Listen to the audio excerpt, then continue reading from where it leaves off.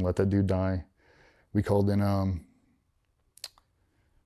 a medevac. They landed right on the X, right there where we were. We loaded him on there, and I jumped in. The corpsman had already been shot, so we had him, Maddie, and Jay Redmond.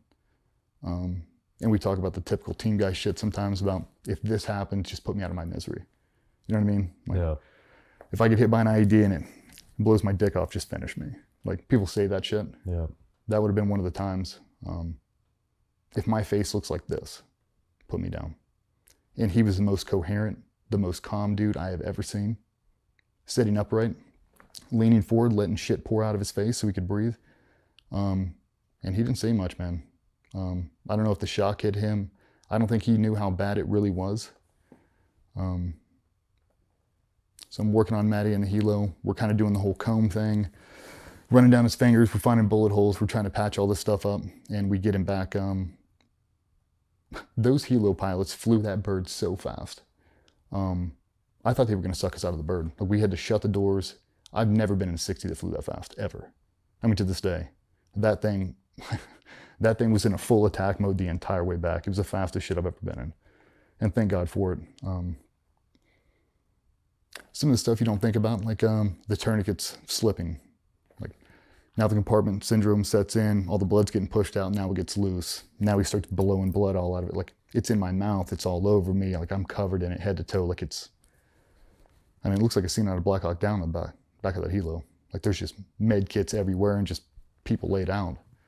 It's like another dose of reality. You know, team guys do get shot, and if you're not trained to handle that situation, you won't rise to that. Like, if I wouldn't have been through TCCC, if all those dudes wouldn't have played out that exact scenario hundreds of times in training, I don't know what would have happened. Like, it's a testament to how good those dudes were prepared. That JTAC, the balls he had to drop that, the confidence he had in that AC-130 crew. Like, if you miss that thing, like your first round for windage, it was so close it could have killed us. It's like, that's the confidence. It was humbling, man, to get back from that thing. I remember we dropped those guys off. I wasn't there for the rest of the target. What happened after that? I was probably gone for an extra 2 hours, and I came back from the debrief, and I walked in, and, you know, I'm an emotional fucking wreck. I would have sworn that Matt was going to die for sure. Like, Jerry looked like he was dead. I never thought he'd make it.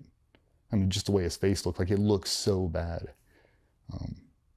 But outside of his arm, no real life-threatening injuries, outside of a shit ton of cosmetic stuff.